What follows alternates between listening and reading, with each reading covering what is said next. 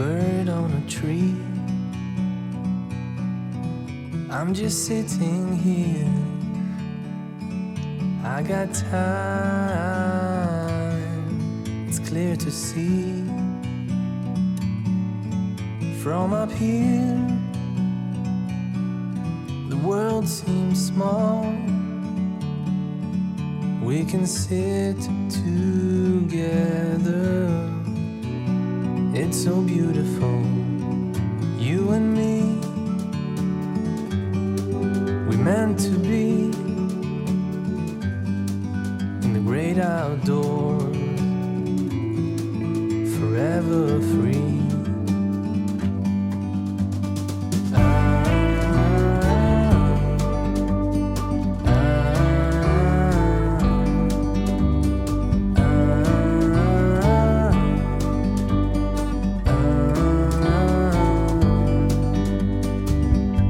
Sometimes you need to go and take a step back to see the truth around you. From a distance you can tell.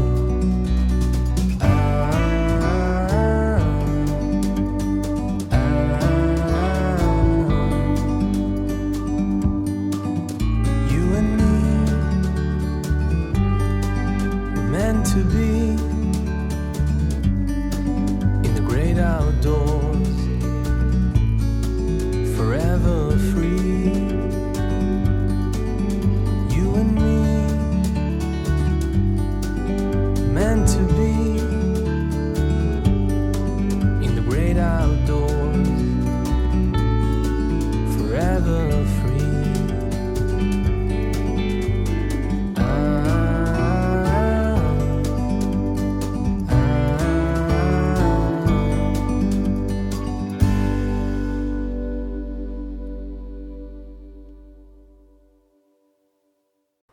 안녕하십니까. 충청인문여지도 해설 이현조입니다. 이번 충청인문여지도는 지난 4월 1일 태안군과 서산군 분계선에 있는 굴포 운하로 다녀왔습니다. 우선 굴포 운하에 대한 이야기를 하기 전에 태안의 이모저모를 좀 살펴보겠습니다. 태안군의 동쪽은 서산시, 서, 남, 북쪽은 가로림만, 적돌만, 천수만 등과 접하고 있습니다. 태안반도의 서쪽에 자리 잡은 이 군에는 동쪽 서산시 일대의 가야 산지에서 서쪽으로 전개되는 구릉성 산지가 있으며 그 가운데 백화산이 있습니다. 이곳에서부터 산지가 사방으로 뻗치면서 침식되어 많은 만입과 반도, 대소의 섬들을 형성하고 있는데 남쪽으로 남면반도와 안면도, 서쪽으로 소원반도와 근흥반도, 북쪽으로는 이원반도 등으로 갈라져 있습니다. 전체적으로는 100에서 300m 높이 저산성 산지들이 곳곳에 분포해 완사면 및 구릉지들이 점철하고 있을 뿐 하천과 태적 평야의 발달은 미약합니다. 해안지형은 해안선이 길고 복잡한 리아스식 해안이며 연안의 수심이 얕고 조차가 커서 간석지가 넓게 발달하였습니다. 우리나라 남한 각지에서 산지에 발견되고 있는 청동기 시대의 고인돌이 태안읍 장산리 등지에서 7기가 발견된 바 있습니다. 태안 일원에서는 많은 토기가 발견되고 있는데 이는 대부분 백제시대 것으로 보입니다. 이 지역은 삼한의 마한 50여 개국 중 신소도국에 해당되며 현 태안읍 동문리, 즉 백화산 산기슭의 남양 저지대의 전답지대가 그 중심지대로 추정됩니다. 삼한시대의 천군이 하늘에 제사를 지내던 성역이었던 소도의 칭호가 전해온 것으로 보아 이 고장은 당시 제천의식의 중심이 된 부족국가였음을 알 수 있습니다. 그 뒤 마한권을 정복해 명실공히 백제가 고대 국가로 크게 발전하게 된 근초고 왕 때에 태안은 백제권에 들어갔고 성대해현이 되었습니다. 통일신라 시대에 들어와 757년 기군이 부성군으로 고쳐질 무렵 성대해현은 소태현이 되었습니다. 이 무렵의 유적으로 추정되는 마애불이 태안의 백화산 중턱에 위치한 거암의 자연석에 새겨져 있습니다. 1018년 현종 9년 지금의 태안인 소태현은 부성군의 속현에서 운주 지금의 홍성에 속하게 되었습니다. 충렬왕 때에 이르러 소태현 출신인 환관 이대순이 원나라의 은총을 입어 지금의 이름인 태안으로 고쳐져 지군사로 승격하게 되었습니다. 그런데 이곳은 처음 병마절제도위가 수령을 겸임하다 뒤에 부사가 방어사를 겸임하고 병마의 실권을 장악하였습니다. 신라 때부터 조선 초기까지 존재했던 향, 소, 부국이 고려 때에도 지방행정구역의 하나로 군현의 하부 조직에 속해 있었는데 이 군에도 복평향, 오산소도, 앙골소, 안면소 등이 있었습니다. 또한 고려시대 삼남의 조곡을 모두 서해를 통해 개경의 서강에 집중시켰던 바 태안반도의 일각인 안흥정 부근의 심한 암초와 풍랑으로 멀리 우회하는 수로를 택하게 되자 인종과 의종 때 태안의 동쪽 지역인 굴포에 운하를 개착하기에 이르렀습니다. 그러나 당시로서는 난공사로 10여리밖에 골착하지 못하고 그 뒤 조선시대까지 여러 번 완공을 시도했으나 끝내 실패하고 말았습니다. 고려말 왜구의 침탈이 혹심해질 때 이 군은 서산지방과 같이 많은 피해를 입게 되었습니다. 따라서 한동안 행정이 마비되어 당시 수령이 겨우 2명의 아전을 데리고 서산군에 속했다가 다시 예산군으로 옮겼다고 합니다. 1413년 대폭 개편된 군현제도로 충청도는 사목 14군 34현이 되었는데 이 군은 고려 말과 같이 태안군으로 소군포와 더불어 충청도 서쪽의 변두리가 되었습니다. 1895년 해미가 서산군에서 승격 분리해서 군이 되었으나 1914년 행정구역 개편으로 이 군과 함께 다시 서산군에 통합되었습니다. 일제강점기 때는 안면읍 승언리 출신인 이종헌이 독립투사로서 일제에 한거에 큰 공을 세웠습니다. 1950년 6.25 전쟁 때 북의 많은 피난민들이 이곳에 내려와 감척 사업을 벌이고 인삼 재배 등을 하며 정착하게 되었습니다. 1972년 9월 1일 안면면에 고남 출장소가 설치되었으며 1973년 7월 1일에는 태안면이 읍으로 승격되고 이북면 청산리와 마산리가 원북면에 안면면 간월도리가 부성면에 편입되었습니다. 1980년 12월 1일 안면면이 읍으로 승격되었으며 보령군 오천면 삽시도리 일부가 안면읍에 편입되었습니다. 1986년 4월 10일 안면읍의 고남 출장소가 면으로 승격되었습니다. 1988년 1월 1일 이북면을 이원면으로 명칭을 변경했고 1989년 1월 1일에는 태안읍, 안면읍 등 2개의 읍과 6개 면이 서산군에서 분군되어 태안군이 설치되었습니다.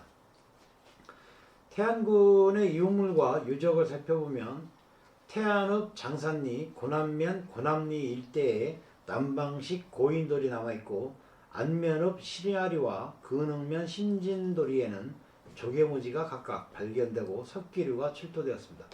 산성으로는 1514년에 축성된 소원면 소근리의 태안, 소근진성, 그 다음에 1655년에 쌓은 군사적 요충지로서 명나라 사신을 맡기 위한 호화주택을 건립하기도 한 근흥면 정중리의 안흥성이 있습니다. 그리고 근흥면의 수룡리 산성, 두야리 산성, 조선 태종 때 왜구를 막기 위해 쌓은 태안읍 동문리의 백화산성과 남문리의 태안읍성, 그리고 장산리의 한의산성, 서방현성 등이 있습니다. 봉수로는 태안읍 동문리에 백화산 봉수가 있어 동쪽으로는 서산의 북산, 남쪽으로는 도비산에 호응하였습니다.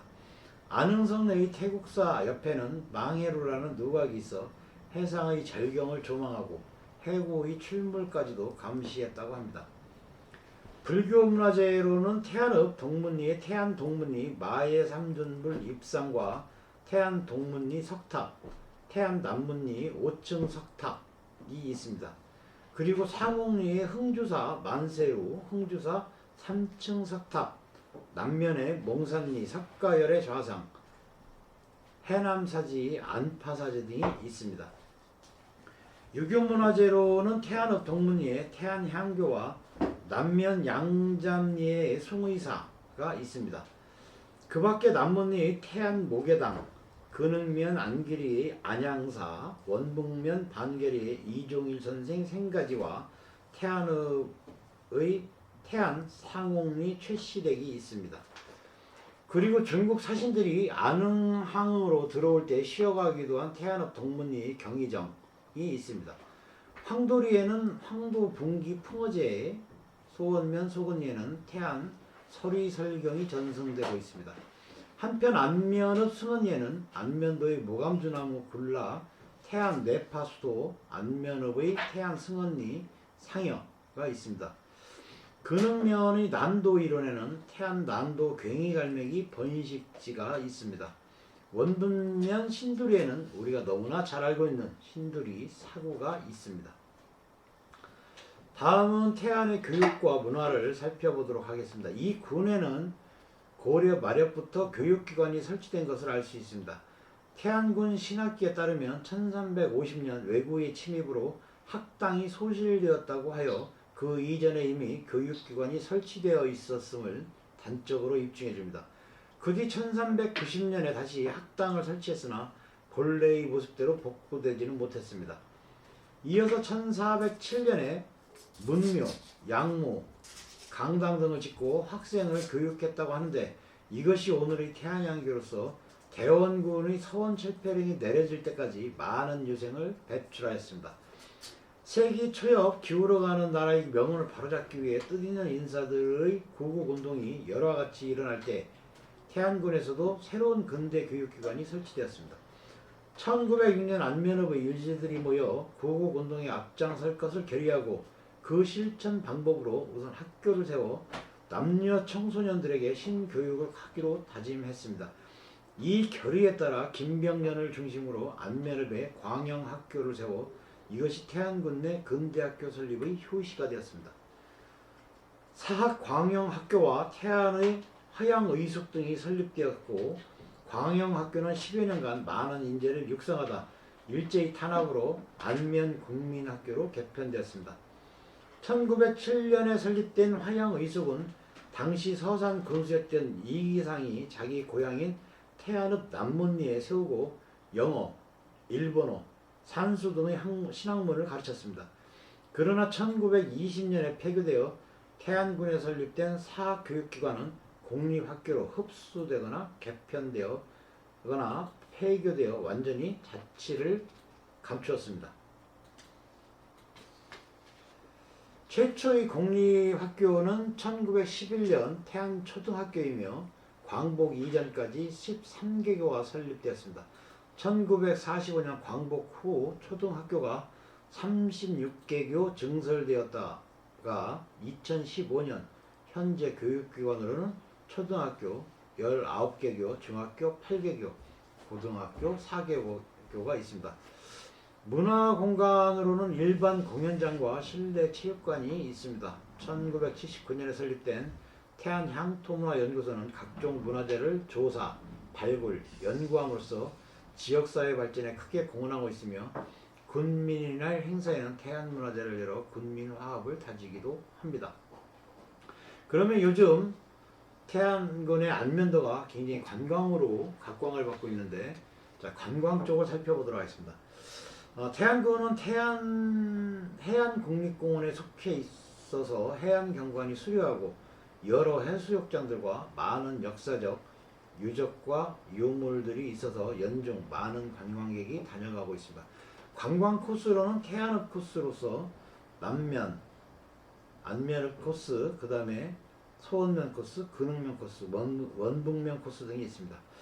태안읍 코스는 동문리의 백화산에서 있는 백화산성, 봉수대, 마의 삼준불 입상, 흥주사 원통전 3층 석탑, 태의람 등을 둘러보고 동문리의 경희정, 그 다음에 태안향교, 인평리의 안흥량 굴포운하 개착지, 남문리의 탑골 5층 석탑 등으로 연결이 됩니다. 남면과 안면읍 코스는 남면 동산리의 몽산포 해수욕장, 안면읍 창길이 연육교 일대의 자연경관, 승원리 일대의 솔밭, 승원리 일대 방포 해안의 모감주나무 군락 등으로 연결이 됩니다. 안면읍 일대에는 곳곳의 산림의 기러기, 황새 도래지가 있고 해안의 암초도 볼만합니다. 또한 안면읍의 산림에는 소사나무, 굴참나무, 갈참나무, 노린재나무, 왕모루, 새모루, 인동덩굴, 칡 등이 많이 자라고 있습니다. 소면 코스는 소근리의 소근포 진성, 의향리의 운하개착지, 모항, 의향리의 만리포, 천리포 해수욕장으로 연결이 됩니다. 근흥면 코스는 도항리의 연포대 해수욕장에서 정종리의 안흥항, 태국사, 망해루터 등으로 연결이 됩니다. 원북면 코스에는 방갈리의 하간포 해수욕장 등이 있습니다. 그러면 오늘의 답사 주제인 운하에 대해서 알아보도록 하겠습니다. 운하는 선박의 항행 또는 관계, 급수, 배수 등을 위해서 인공적으로 만든 수로를 의미합니다. 보통 호수나 강, 바다 등이 연결되며 형태적으로는 유문운하와 수평운하로 분류가 됩니다. 유문운하는 수위가 다른 바다와 바다, 호수와 호수, 강과 강을 연결시키는 데 필요한 관문이 있는 운하이며 파나마운하, 웰랜드운하 등이 유명합니다. 최초의 운하로서 기원전 4000년경 메소포타미아에서 운하를 만들었다는 기록이 있습니다. 중국 수나라 때에는 수양제가 황하와 장강을 잇는 대운하를 만들었다고 합니다. 근데 최근에 들어 수나라 수양제의 이 운하가 사실이 아니라는 주장이 제기되고 있습니다. 대운하는 중국의 베이징과 항저우를 잇는 운하인데요. 베이징 항저우 대운하라고도 합니다.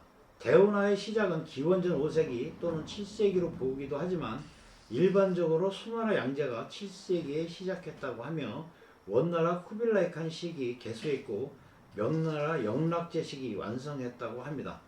운하 도정은 대체로 진부선과 병행하고 있으며 수나라 대운하 전통을 이어받았지만 그 도정은 다르다고 합니다. 대운하의 역사를 살펴보면 수나라 시기, 당나라와 원나라 시기, 명나라 시기 이후 등으로 구분할 수가 있고요. 명나라 시기 이후에는 북경 주변 통연을 잇는 짧은 수로 백화와 천진을 잇고 다시 위화, 유역, 임천까지 운하를 파서 이어지는 강, 산동성에 있는 구간, 서주에서 황허의 남쪽 진로를 따라 칭장강까지 뻗은 구간, 칭장강에서 옛 산양 운하를 따라 남쪽으로 내려가다 장강, 유역, 금강까지 이어진 구간, 강남 운하라 불리는 장강 남쪽 구간 운하로 장강 동남쪽에서 소주에서 남서쪽으로 방향을 바꾸고 항주까지 이어지는 320km의 운하 등을 명나라식 이후에 건설했다고 합니다. 이런 운하의 건설 효과는 대운하가 개통돼서 경제적으로 우월했던 남쪽이 북쪽과 연결되어 중국 전체 유통이 원활해졌다고 하고요. 그 경제적, 문화적, 정치적인 영향은 헤아릴 수 없이 크다고 합니다. 그러나 대운하의 건설에 많은 사람들을 동원해서 괴롭혔기 때문에 수나라는 곧 멸망하고 당나라가 건국되었고, 사실 당나라야말로 대운하로부터 가장 큰 이익을 얻었다고 합니다.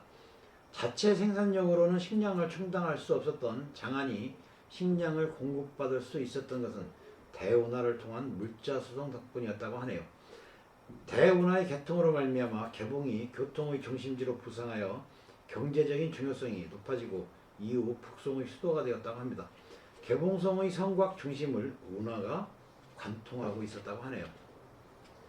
그러면 우리나라 돌아와서 굴포운하에 대해서 알아보겠습니다. 굴포운하는 태안군 태안읍에 접해 있는 천수만과 서산시 팔복면과 접해 있는 가로림만을 연결하는 운하 유적입니다. 1134년 착공하여 1669년까지 530여 년간 계속되었지만 결국 전체 7km 중에서 4km만 개착되고 나머지는 완공하지 못했다고 합니다. 현재 굴포운하의 유적지로 남아있는 지역은 평균적으로 운하 밑바닥의 넓이는 약 19m이고 상층부의 높이는 52m이며 높이는 제일 낮은 곳이 3m이고 제일 높은 곳이 50m라고 합니다. 2000년대 말에 굴포운하를 재착공할 것이 제안된 적도 있다고 하네요. 고려와 조선시대에는 곡창지대인 호남지방에서 생산되는 곡물을 서해안 바닷길을 통해 한양으로 운송을 했다고 합니다. 그러나 곡물을 수송하는 좋은 노는 자연재해가 심했으며 특히 지금의 태안군 앞바다에 해당하는 안흥량 해역은 선박의 피해가 심한 곳이었습니다. 항해 기술이 발달하지 못해 외해로 나가는 것이 어려워 안흥량을 지나는 대신 태안 반도를 관통하는 방식인 운하를 건설하려고 했던 것입니다. 그 지역은 현재의 태안군과 서산시 경계지역에 해당합니다. 1134년 고려 조정은 3km만 굴착하면 될 것이라 생각하고 공사에 들어갔으나 실패하였고 조선에서 1412년부터 다시 시도하지만 1669년 다시 포기하고 말았습니다. 모두 실패한 이유는 토목기술이 자연환경을 극복하지 못했기 때문이라고 알려져 있습니다. 운하를 건설하려는 지역은 중생대 쥐락기에 형성된 단단한 대보 화강암이 기반암으로 분포하고 있으며 어렵게 뚫은 것도 조류의 작용으로 다시 메워졌기 때문이라고 합니다. 운하를 건설하려는 시도가 실패로 끝나자 대안으로 선택한 것이 운하 굴착 구간의 양쪽에 조창을 설치하고 그 사이 육로로 운송을 하는 설창 육륜이었다고 합니다. 그러나 이 방식도 옮겨 싣는 과정에서 발생하는 보관비, 인건비 등의 비용의 증가로 부작용이 발생해 실패로 끝났다고 합니다. 현재 굴포 운하터 주변에는 조창과 관련해 창자가 붙은 지명이 일부 남아 있습니다. 또 다른 대안으로는 그 당시까지의 육지의 돌출부로 남아 있었던 안면반도를 굴착하여 천수만을 통과하게 함으로써 안전을 확보하는 것이었다고 합니다. 1638년 현재의 안면읍 북쪽에 운하가 개설되어 이때부터 안면도는 섬이 되었습니다. 우리나라에는 보통 운하가 없다고 알고들 있으나 우리나라에도 운하가 있습니다. 의항운하, 포항운하가 우리나라의 운하인데요. 의항운하는 방금 말씀드린 태안군 안면 신원리와 안면읍 창길에 있는 운하로 일명 판목 또는 개목이라고도 합니다. 고려 인종 때 태안반도에 굴포를 개착할 계획을 세우고 착공하였으나 총 17리 거리에 10리를 완성하고 불과 7리를 남겨두고 중지됐죠. 그 뒤 조선 세조 때에도 산난지방의 세미 수송을 위하여 운하를 건설하는 문제가 논의됐으나 결론 없이 끝나고 인조 16년에 굴포운하 대신 안면도의 가는 허리를 끊어 선박 출입의 편의를 도모하였다고 합니다. 이곳은 지도상으로는 굴포로 표시되어 있으나 일반적인 포구 의미가 아니고 운하의 개착지를 의미합니다. 이 운하는 우리나라에서 가장 오래된 운하로 볼 수 있습니다. 다음은 최근에 현대에 와서 만들어진 포항운하입니다. 포항운하는 경상북도 포항시에 위치한 운하이고요. 형산강과 동빈 내항을 잇는 물길입니다. 길이는 약 1.3km고요. 2012년 5월에 착공하여 2014년 1월에 준공되어서 실제 사용되고 있는 운하입니다. 다음은 우리가 가장 많이 알고 있는 파나마 운하와 수에즈 운하에 대해서. 파나마 운하 건설을 착안한 것은 16세기 초의 일이었으나 처음으로 실행에 옮긴 것은 1880년 프랑스인들이었습니다. 수에즈 운하 건설에 성공한 레셉스가 민간 회사를 설립하여 1881년부터 파나마 운하 건설을 시작을 했습니다. 그러나 말라리아와 황열병 등 예상치 못했던 문제로 21,900명의 노동자가 죽었고 자금 고갈 등으로 1889년 파산하고 운하 건설은 중단됐습니다. 파산 전 모집한 북권부 사채를 입법화할 때 유대인 금융 자문가를 통하여 정부의 강요들과 국회의원들이 매수되었다는 사실이 1890년 신문에 폭로되었고요. 여론이 약화되면서 장관들과 정치인들이 물러나고 프랑스 사회에 큰 파문이 일어났습니다. 결국 1900년대 초 미국이 재시도해서 1914년 8월 15일에 완성을 했습니다. 77km 거리의 운하를 건설하면서 온갖 문제에 부딪혔는데 말라리아와 황열병 같은 질병이 덮쳤고 흙이 무너지기도 했습니다. 프랑스와 미국에 의해 진행된 운하공사가 완성되기까지 노동자가 27,500명이 사망한 것으로 집계되었습니다. 운하가 완성된 후 파나마 운하사업은 대성공을 거뒀고요. 국제 해운 무역의 중요한 통로가 되었습니다. 파나마 운하는 작은 개인 요트에서 거대한 상업 선박 모두 수용할 수 있습니다. 운하가 감당할 수 있는 최대 크기 선박은 파나맥스 선박이라고 하는데요. 파나맥스보다 더 큰 용량의 선박은 포스트 파나맥스 혹은 슈퍼 파나맥스라고 합니다. 일반적으로 운송 선박이 운하를 지나는데 약 8시간에서 10시간이 소요된다고 하네요. 다음은 수에즈 운하에 대해서 알아보겠습니다. 1858년 페르디낭 드 레셉스가 운하 건설을 위해 수에즈 운하 회사를 설립을 하고요. 1859년부터 1869년까지 오스만 제국의 지원하에 공사가 진행됐습니다. 1869년 11월 17일 정식 개통이 됐고요. 지중해와 홍해를 통해 북대서양과 인도양을 잇는 수로로 아프리카를 우회하지 않고 유럽과 아시아를 해상으로 연결을 합니다. 운하는 북쪽의 포트사이드와 남쪽의 수에즈 인근을 잇고 있습니다. 건설 당시 운하의 길이는 164km, 깊이 8m였지만 몇 번의 확장 공사를 받아 현재는 길이가 193.3km, 깊이가 24m, 폭이 205m가 되었습니다. 2020년에는 18,500척 이상의 선박이 운하를 이용했다고 합니다. 수에즈 운하는 편도 방향으로 운영되며 선박의 엇갈림은 그레이트 비터호 등 4곳에서 가능하다고 합니다. 운하에는 관문이 없기 때문에 해수가 자유롭게 흘러가고요. 일반적으로 그레이트 비터호 북쪽 운하의 물은 겨울에는 북쪽으로 여름에는 남쪽으로 흐르고 호수 남쪽의 물은 수에즈의 조수에 따라 흐름 방향이 바뀐다고 하네요. 운하는 이집트 정부의 소유지만 1956년 7월 가말 압델 나세르 대통령이 국유화하기 전까지는 프랑스와 영국을 중심으로 한 유럽의 주주가 운하를 운영하는 기업을 소유하고 있었으며 1956년 10월의 수에즈 위기 원인이 되었습니다. 콘스탄티노플 협약에 따라서 전시에서도 평시에도 통상 또는 전시의 모든 선박이 깃발의 구분 없이 사용할 수 있습니다. 그럼에도 불구하고 수에즈 운하는 군사 전략적 역할을 해왔습니다. 지중해와 홍해에 해안선이 있는 이집트와 이스라엘은 특히 수에즈 운하에 관심을 가지고 있습니다. 2014년 8월 이집트 정부는 수에즈 운하 통과 시간을 단축하기 위해 발라바이 패스 35km를 확장하는 공사에 착수했습니다. 이 확장 공사는 수에즈 운하의 용량을 하루 49척에서 97척으로 늘리는 것을 목적으로 하고 있습니다. 비용은 594억 이집트 파운드, 약 90억 달러 정도가 된다고 하네요. 이집트 법인 및 개인에게만 발행된 투자 증명서로 자금을 조달했다고 합니다. 확장된 신수에즈 운하는 2015년 8월 6일 개통했습니다. 앞서 살펴본 바와 같이 기원전 4000년경 메소포타미아 운하와 기원전 7세기 중국의 대운하 이후 골포 운하가 1134년, 파나마 운하가 1859년 착공하고 중단됐다가 1914년에 미국이 완공을 했죠. 수에즈 운하가 1869년 완공되었음을 알 수 있습니다.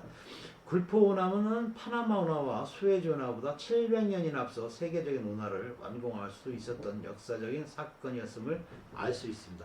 하지만 수에즈 운하나 파나마 운하에 비하면 운하라고 말하기도 민망한 규모지만 1638년에 의양 운하, 아까 말씀드린 판목 운하를 개통시킴으로써 판목 운하나 수에즈 운하보다 200년이 앞서 우리나라에 운하가 준설되었던 사실은 묘한 자부심을 갖게 합니다.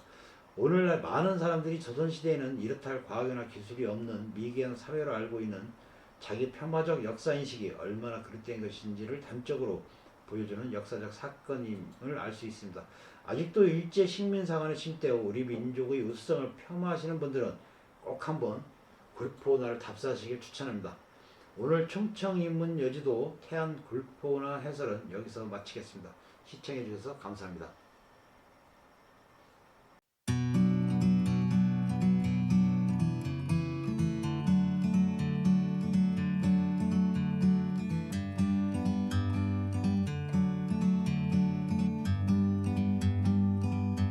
Like a bird on a tree,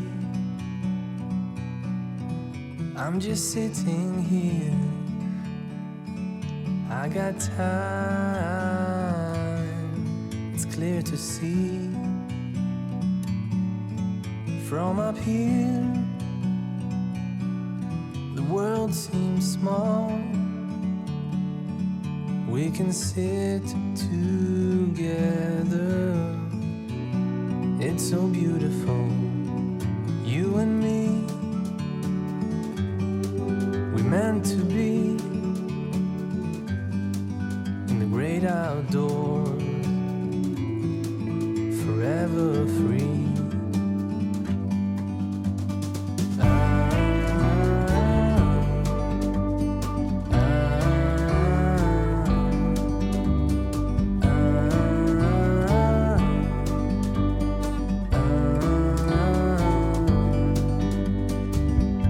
Sometimes you need to go and take a step back to see the truth around you. From a distance you can tell.